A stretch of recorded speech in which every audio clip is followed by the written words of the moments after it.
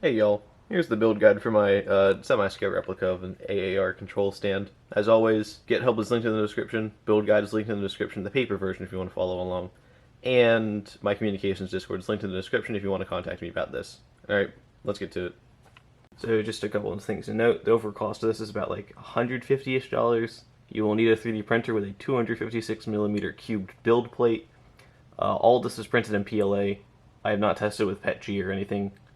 Just keep that in mind. I don't guarantee any of this works because this has just been a project of mine, so it works for me, but I don't know if it'll work for you. And another thing to note, software is still in the works. It's not quite configured for every component yet. You can check the written documentation on what currently is implemented. The code is documented pretty well there, but I'm going through an entire rewrite, getting support for all the components, more simulators, stuff like that. So I'll post another video when I get around to fixing that.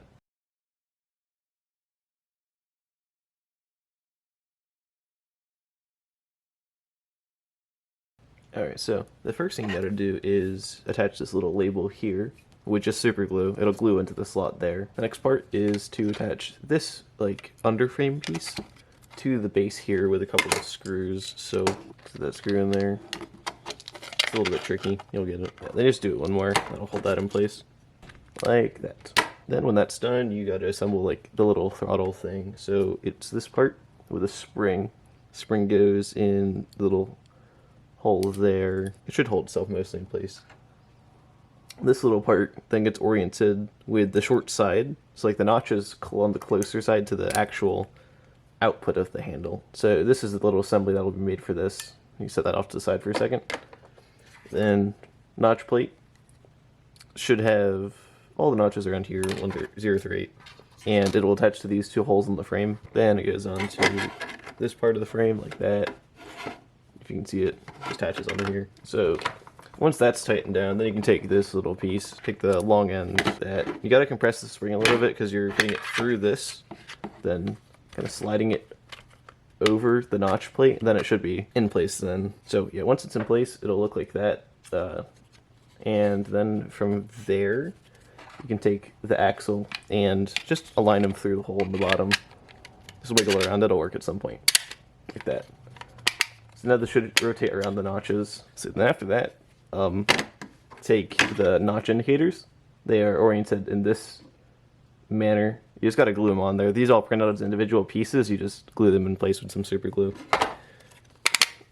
So you're gonna want to align, just basically push the axle out a little bit. I think it's between notch 4 and 5 that it slides out. Then you can put this piece in here, slide the axle. It's a little bit tricky to line them up, but it's not too bad. Yeah, so once they line up through like that, you can take the cap of the axle, which is this little piece here, and basically this just screws in, prevents the axle from coming out during use. That this is going to wiggle a little bit, you just kind of have to live with it. And then you take the handle, this piece, there's a screw hole in the bottom that should line up with. It's fairly straightforward to attach that. So that's like the physical module. Then on the underside there will be this little part which holds the potentiometer. So all the potentiometers on this build are wired the same way. There's 3 wires coming out of the bottom of them.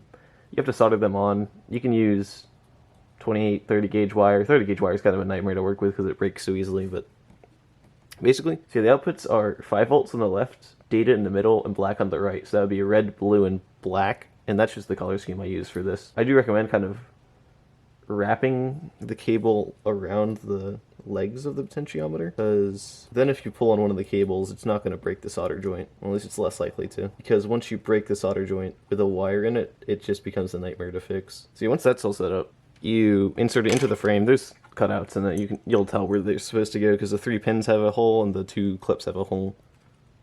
You can hold the clips down, just like press them into place like that. This goes into the hole in the bottom. However, because of the way the frame is built, you usually do that after installing it into the frame, just because there might not be enough clearance, like because it does protrude off the bottom a little bit. There are cutout templates for the frame, and once you cut out the hole, you can use this to like kind of align where the bolts are supposed to go. I'll show that to you right now. This is the frame cutout. And usually you'll install it like this because then the notch indicators don't get in the way of putting it through it. So it just slides into there, like that. M5 by 25 bolts, like these. You slide them through this. I mean, the frame really is kind of up to you. I'm not providing anything other than the cutouts because I don't know how to woodwork, so I kind of just built it however I could. Then after that, you can take your potentiometer holder, and I'll move my camera for this. Insert it into the bottom, the axle. It'll seat into there. And then you can insert screws into the two holes there to hold the bracket in place. So it should end up looking something like this when you're done with it. And that is it for the throttle. The dynamic brakes are installed the same way. And those are the only two that you should really have to worry about installing the potentiometer after you insert the part. Except the reverser. There's some weird parts that go on there, but we'll cover that in a minute here. So I got some quick notes on the frame while I'm at it. These are all just cut out with a jigsaw, and then I use a drill to cut out the bolt holes with the parts as a reference. So like I would align this in the part and be like, oh, it goes there. So I drill a bolt hole through where it fits to. It seemed to work fine for me, but it's not the most pretty frame ever. But it does get the job done. If you have better ideas, you're welcome to use them. But I did provide cutout templates for just the minimum area that needs to be out so these parts will actually fit through properly. And I do recommend test fitting them because sometimes if the tolerance is a little bit off, the parts will rub against it. It doesn't feel great, but yeah, that's the basics of the frame. It's also designed for 1/2" wood, so like I use a 1/2" composite for a lot of my builds just because I have it lying around and it seems to work fine.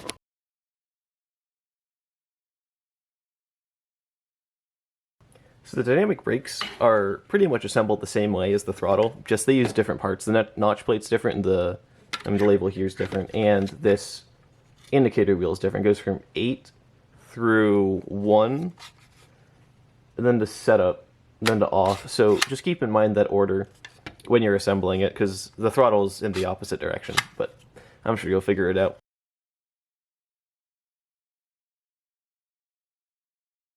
Alright, so I can't fully disassemble this part because it's all soldered together, but basically there are micro switches that are using these 4x1/2" screws that set screws in them, so they just kind of get slid into their little frame there. Set screw is just to hold it in place. This will bite into the plastic a little bit, but it has been working fine for me, so as long as it's held in place, it's fine.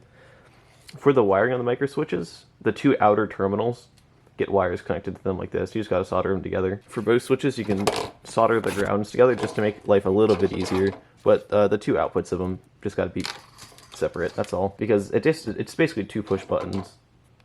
What's this camera out of focus? See, it's just basically two push buttons that detect is it forward, is it reverse, is it neither. So it's fairly straightforward on that part. The next thing you have to do for this is take the notch plate. It's symmetrical, don't worry about which way it goes on.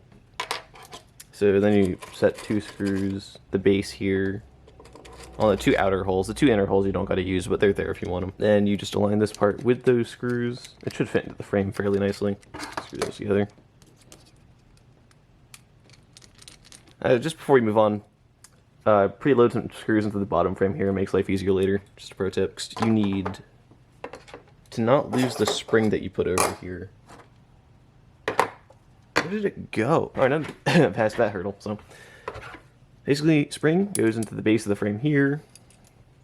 The little notch plate goes on top of that, which then gets aligned onto here. So hold that in place as you get the axle and slide that through like that. It's going to try and jump out, just hold it in place, but you can't install the top plate until it's through the frame, otherwise it won't fit because of screw clearances. So just keep that in mind. There's two screw holes placed in the bottom of this on the part. Screw through the frame. This will hold it together nice and well. Once you get this put through the frame, it installs the same way as the throttle. You can take this little part, put a screw through it like this. It's going to be hard to see because all these parts are so tight together. Screw it into the top of the axle there. If you screw it in too tightly, the reverser's not going to want to move, so just be aware of that. Then it should snap back and forth. This reverser is scaled from a real reverser, so theoretically a real one should work, but I'm not going to guarantee because I can't test that, so yeah. Got your 3 notches there, installs in the frame, all good to go.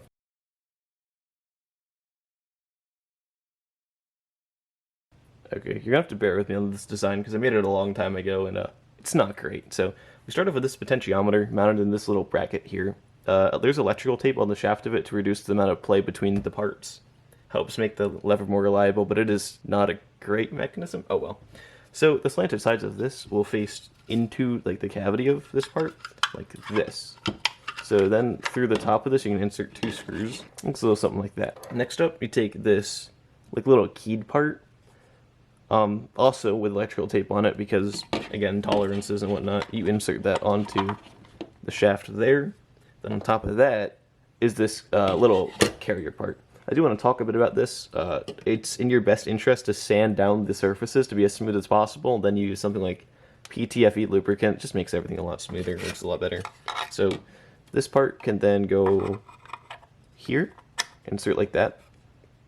And then on top of that goes the cover, like this. That just screws into place. Alright, so now that's done, move on to this part. I will not be disassembling this because assembling it is a pain because you have to get screws inserted down into the void. Good luck with that. It's possible, it's just not fun to do. So that just screws the handle on. Good luck. And then the next part, the spring gets inserted into like that little cavity down there. There's a hole for it there, you'll find it. Next up, this part inserts like this.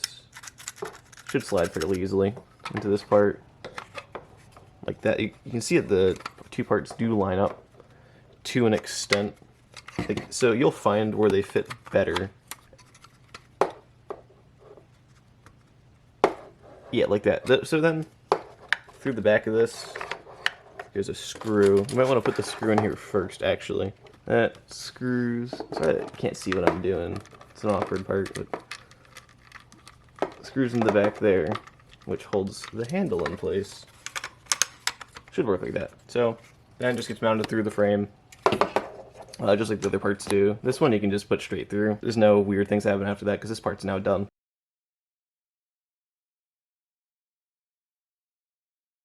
You're gonna have to bear with me on this one because I can't disassemble it because a lot of stuff is wired together, but the basics are fairly simple. So this here is the main controller for the independent brakes. And you have a screw here that holds this part onto the shaft. You have a push button here. You can see that there's 2 solder joints on this. Actually, you can't because they're hidden. However, basically on the same side, you have to wire a wire to one terminal, a wire to the other terminal, so the button works. Then the button gets glued into place here, with the wires going up through the housing like that. And that is how it detects when it bails off. Then to spring back from the bail off, you take this spring, put it into the hole next to the switch like that. Now, piece into here, you want to make sure that the bottom of the independent lever goes with the little like notched keyway there, so it slides like that. This pin goes into this hole, pin slides through like, come on. There it goes. Alright, like that. Then this can be put through, there's a hole for the wires in the back of the housing. See, like this. So it's going to be somewhat oriented in this kind of area when you need to put the axle into it. And the axle has a little notch on it. You gotta line it up with the notch in the independent carrier, like that. Then it should rotate freely. Next part's tricky. Gotta get the potentiometer to fit in the housing down there. There's holes in the bottom. That's tricky to align. There's a wire hole for the wires to go out there. You just gotta play around with it till it works. I don't really have much advice for you. Takes a little bit. Then this piece gets installed there. Should be able to feel the potentiometer slot into the axle. Then all it takes is 2 screws and the other there. That should be this part done. It has 3 bolt holes, 1, 2, 3, that go into the frame, which is conveniently right there. But then the wires go through the frame and 2 other holes because you just got to drill them out wherever you feel like it.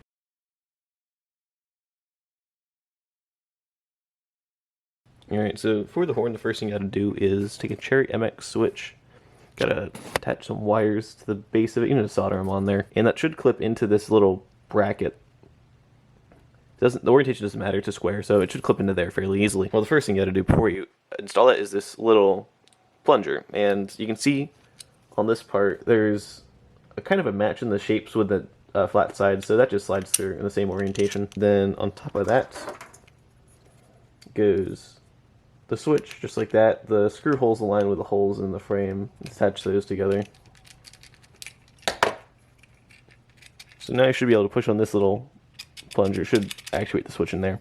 Okay, so just a quick side note for the horn. It's a lot easier to reach these screw holes before you install the lever onto it, so just screw that into the frame before you install the lever. It makes life a lot easier. Then you take the lever itself, just line it into there, take an M5 bolt, it should be like 25 millimeters long. It goes through both of these parts, like that. Put a nut on the other side, like that, tighten it down. If you tighten it too tight, the spring won't actually return, but you just want to like balance it between not jiggling around, but also letting it move freely.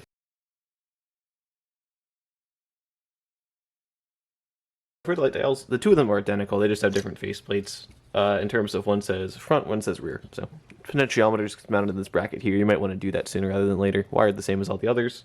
You don't need any electrical tape because I actually built something to fix that problem, because this is a more modern design. Would you look at that? We're learning. So you take this spring, goes into this part here, that little holder. This is a little bit tricky. Ball bearing goes in here, and then you got to insert this part through the front. It's notched. You'll see. And the goal is to do that without the ball bearing running away. What I like to do is put a piece of tape over the opening, over this opening here, because then it holds the ball bearing in while you're trying to do this. I don't have any on me currently, so it's going to make things a little bit tricky.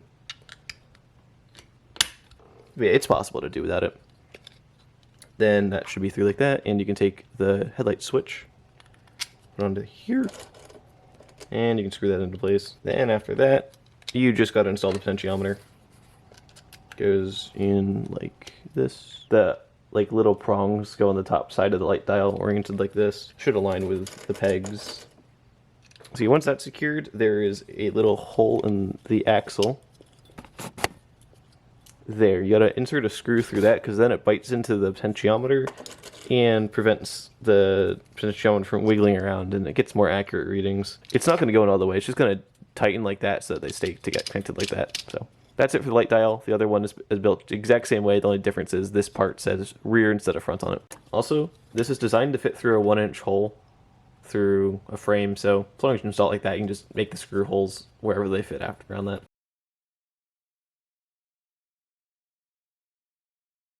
So these buttons are really straightforward.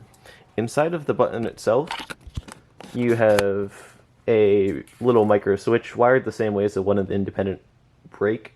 So just 2 wires soldered there. The switch itself is glued in place here.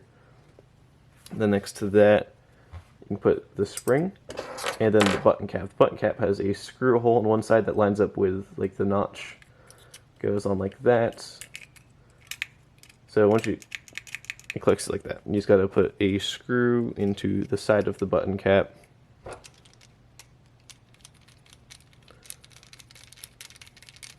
Like that, which keeps it in place, and that's it for the buttons.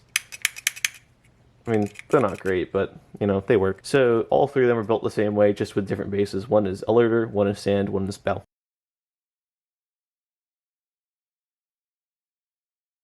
Okay, so I can't really disassemble this part because there's all sorts of stuff going on, but the basis is you have this front panel that is the faceplate for it. So then you have these switches, which are the interface. These go through the panel like that. They're symmetrical, you don't gotta worry about which way they go on. Then on the back of this panel are a couple of different things going on. You have magnets here that attract magnets that are placed on the bottom of these that click it into each place. And then on the bottom is a micro switch, just friction fit into there. Wires on the 2 outer pins. So,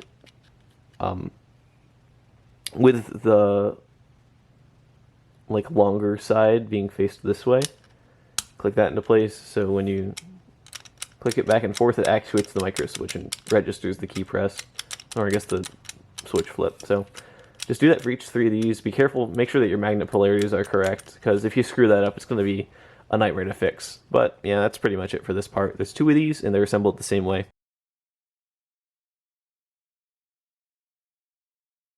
This is a newer part that I built. It's kind of in prototyping phase, but I thought I would release it just for funsies. This is the indicator light panel. You have this piece here, which has a indicator piece of paper glued in here. It's just a PDF you can print out, cut out. It just sits in there. For the lights themselves, there are 4 LEDs, 2 whites and 2 reds. These just go through the holes in the bottom and get soldered in place like this. Basically, the 2 red ones go behind the red and orange panel. Clips on like that. Screw hole here. Just like that. So, you only need 1 screw because it's not going to really go anywhere, but you can put more in if you want to. That should cover all of the parts, I think. So, now, you should have a gigantic collection of components that are ready to mount in the frame. I would highly recommend testing all these with a multimeter before installing them. So, with the multimeter, you can use continuity to check all the buttons. So if you test continuity across the 2 terminals, or the 2 wires going to a button, if it's open, it shouldn't make any noise. If you actuate the switch, on continuity mode, it should beep like that. For potentiometers, you can set 40k ohms because they're 10 kilo ohm resistors. Then just go across positive terminal and the data terminal. So every position, you should get a different value because it's a variable resistor. So, like if you make it all the way closed, it should be 0. Make it all the way open, it should be 10,000 kilo ohms. Here's 10,000 ohms, 10 kilo ohms. But yeah, just make sure that you test all your parts before installing them, because taking them out of the frame and fixing all the parts is a nightmare. You can ask me how I know that one, because I'm currently in the process of fixing it, because I can't do anything. So yeah, keep that in mind. So in terms of Arduinos, you have 2 options. You can either run it off an Arduino Mega, which has all the inputs, but you will lose access to keyboard inputs from the Arduino itself, which, if you're playing Open Rails, Transom Classic, Transom World, that won't be an issue for you, or Run 8 for that matter. But for other simulators that might need keybinds, that will make life a lot more difficult. Your other option is using an Arduino Leonardo chained via I2C to another Arduino. The wiring of that's not very complicated. The software is. So it's just a bit of a hassle to get working. I'm currently in the prototyping stages of I2C communications. It's going fairly well, so stand by for that. But in the meantime, an Arduino Mega is probably the best option because I have all the code working for that. I just need to publish it. So yeah, if you want an Arduino Mega just to make everything work, go for that. It has enough pins and all that. If you want keyboard inputs, get a Leonardo, chain something else to it via I2C to get more pin inputs, and stay tuned for the software on that, or write your own. It's really up to you. It's fairly simple stuff. So that's really all I got for this build. If you have any questions, ask me in my Discord. I'll try and get back to you as soon as possible. That's about it. See ya.